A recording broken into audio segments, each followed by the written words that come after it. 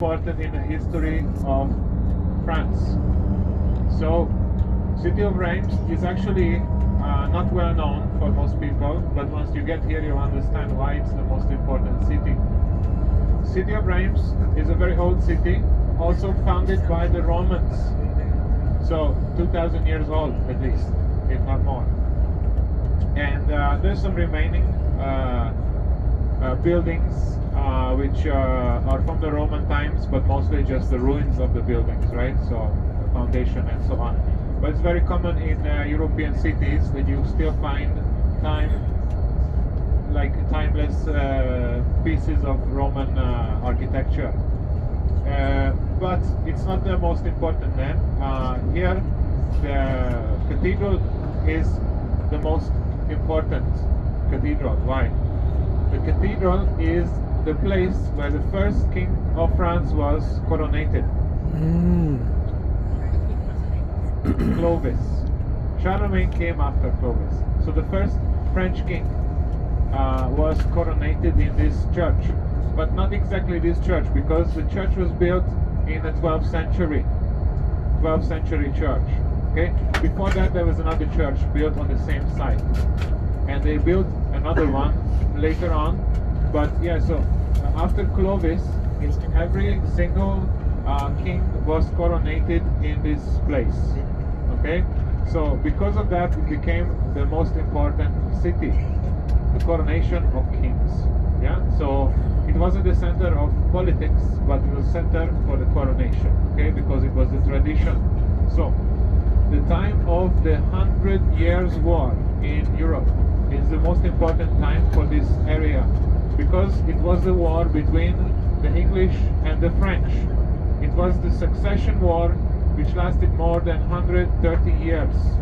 So the historians refer to it as the 100 Years' War, but it was actually more than that. But that doesn't mean like every day they were doing the war.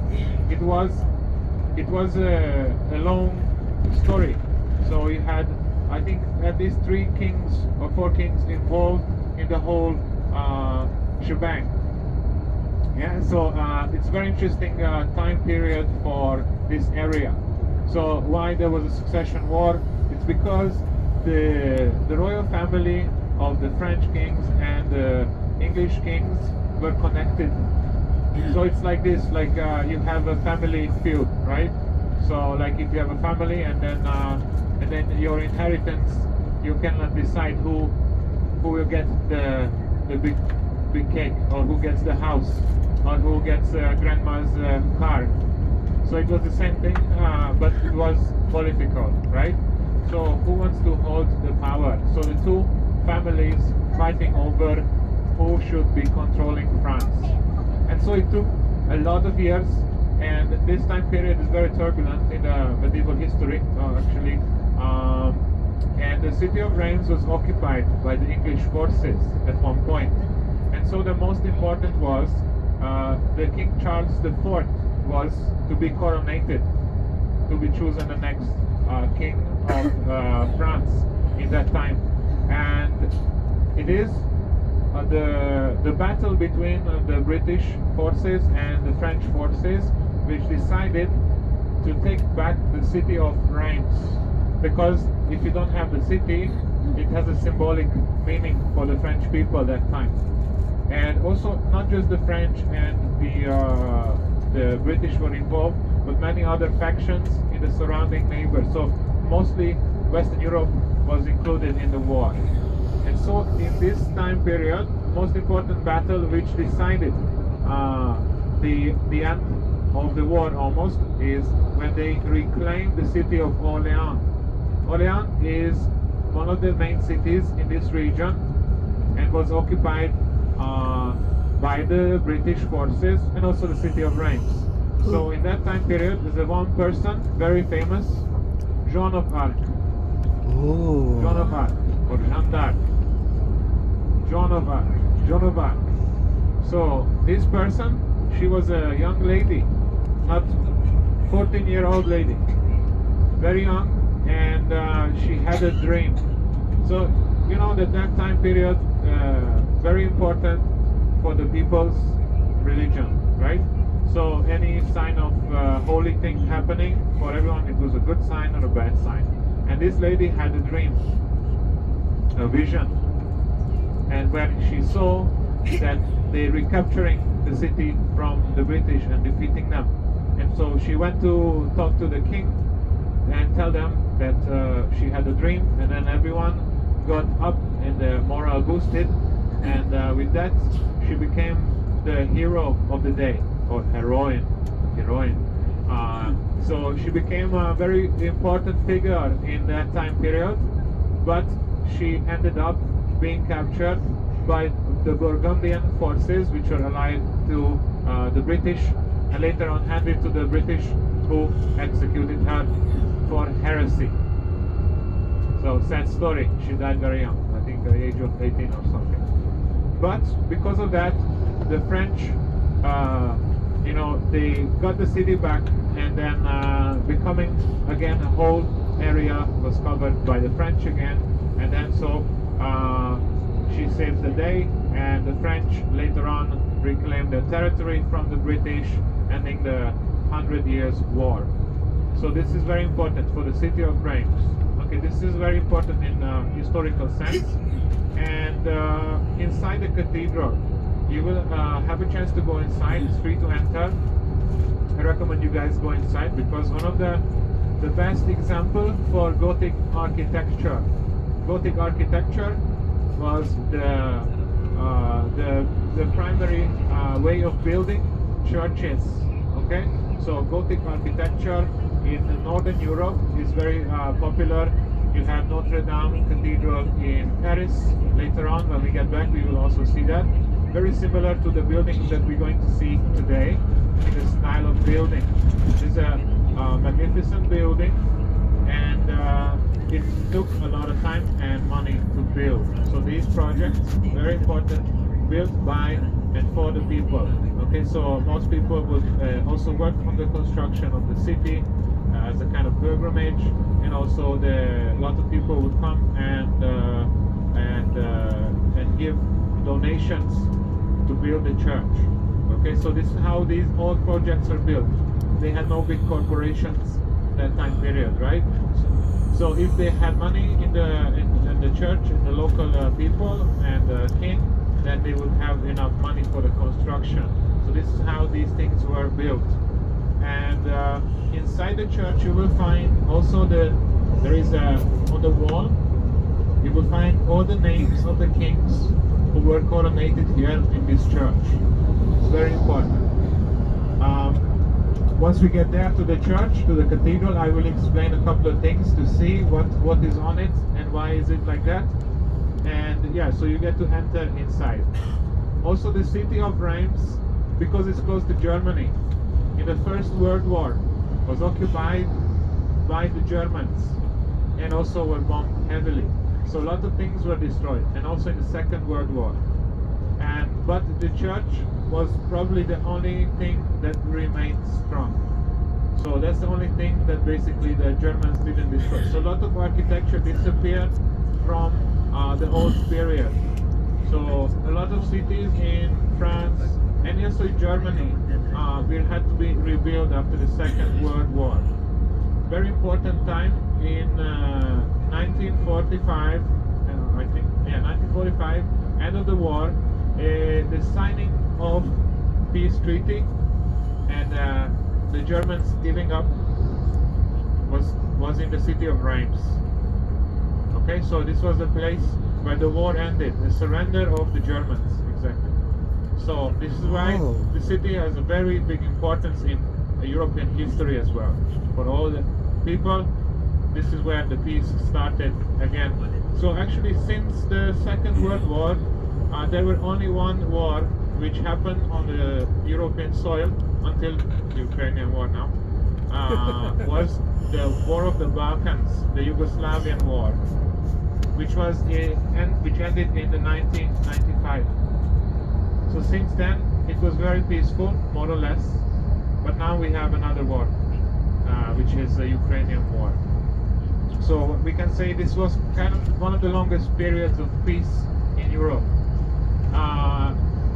European history is very bloody. It's always been about who's gonna rule what and who's gonna take more.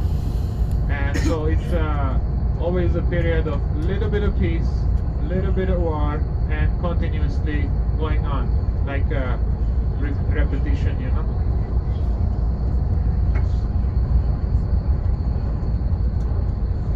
Yeah, so this is a different period times, but you know, medieval times there were no real nations formed yet. So the national identity, as we have it, like you guys say, oh, I'm from the Philippines. Before that, also you did not have like a one country, but many different people in different places, right? So in Europe it was the same. People had no real nationality. It only comes in the 19th century, and also for the French people, they had no one nation or an ideology behind that. So that comes only in the French Revolution. The French Revolution is forming a new ideal of the free people, right? So we will learn about that a little bit more when we get to Paris and we get to see the achievements of that time period. But also in the architecture of Reims, you will see some of the buildings were built in the time of Napoleon. After the Napoleonic Wars and in that time period, a lot of things were built by Napoleon or for his instructions, right? So some of the buildings also you will see the main motto of this revolution, right? So you have equality and brotherhood and unity for all. So this for the people, right? Liberty, right? So Reims, after that, after the Second World War, were rebuilt completely and becoming today one of the famous places for everyone to visit. Is a center for distribution of champagne, and this region is very famous for champagne. Okay, so we don't see much vineyards in the region now, but it's there. But you have to go inside the land. So because we are on the highway now. But anyway, for those, a lot of people actually come here on wine tours, right? So there are a lot of places where you get to go and taste the champagne. So champagne was invented in the time period of Louis XIV, and because it became one of the holy drinks for them, because they thought it cures disease, but actually give you a lot of headache for sure, and get you drunk quick because of the bubbles, right? So this special technique is a double fermentation. So you have double fermentation. The second time gives you the bubbles in the bottle. So all the big brands like Veuve Clicquot and Moët Chandon and all these big brands which create champagne, they have many centuries of history behind that. So champagnes are used for celebrations, right? Birthdays, parties, etc. And also the locals that like to have it with their dinner or with their lunch. It's a very common thing to take. Also, if you guys want to do a bit of shopping for champagne, many shops offer local produced champagne. Okay, you can have a look, and just even just to look, it's very interesting because there's so many beautiful bottles and different brands offered by these stores. Okay, so today also they have the university there and so on. So it's a quite large city, but compared to Paris, is a village. About a little bit more than 100,000 people in this city.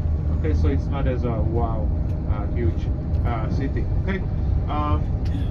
What else? Yeah, so we're going to see the cathedral when we reach the city. We drive straight to the area of the cathedral. Then I'm going to give you a short tour of the area of the cathedral, and then after that we'll show you also the areas where you can do, if you want to do shopping or you want to do some just walking around. Pretty nice place, very peaceful and more or less quiet. Only you will see some more groups walking around like tourists like us, and then also some locals spending their Saturday outside. So it's a very nice time to visit actually.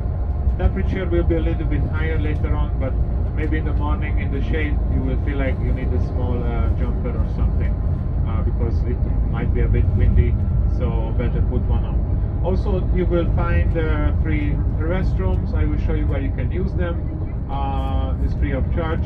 Normally And yeah, so you have the main shopping area where you can also discover the main shopping and walking streets, and pretty much it. So it's a small area which we cover today in Reims, not a lot of walking.